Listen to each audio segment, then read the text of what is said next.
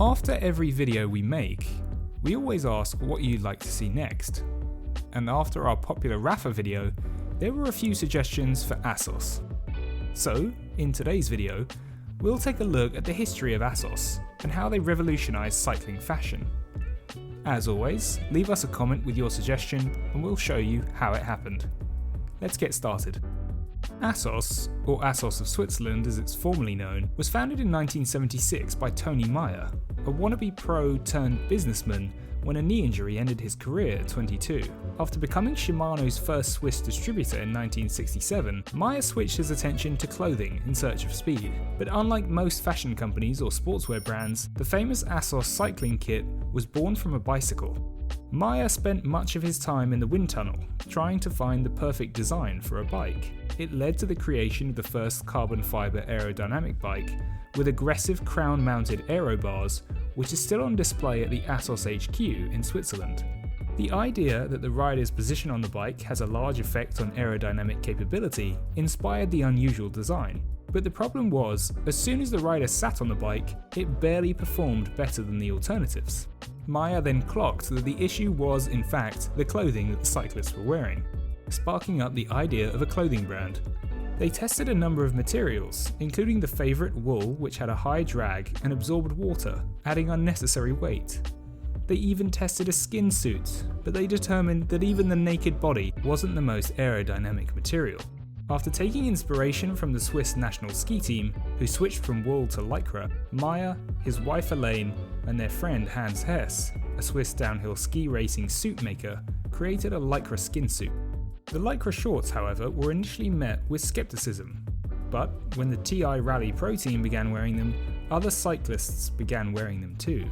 Urs Frühler, Daniel Gissiger, and Laurent Fignon were all early adopters of the Assos brand, with Maier handing them early versions of the kit to try out, as well as to show it to the other pros.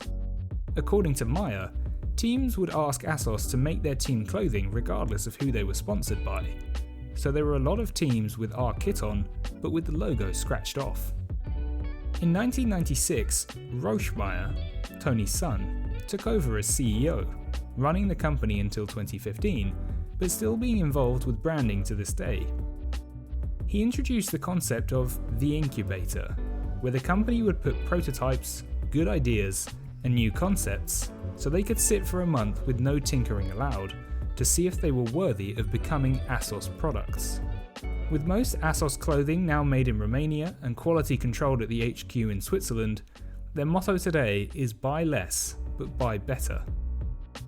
Over the last few years, there have been leadership changes at the top, with Phil Duff taking control between 2015 to 2019, and latterly Derek Bouchard-Hall, former pro cyclist, becoming CEO as of last year.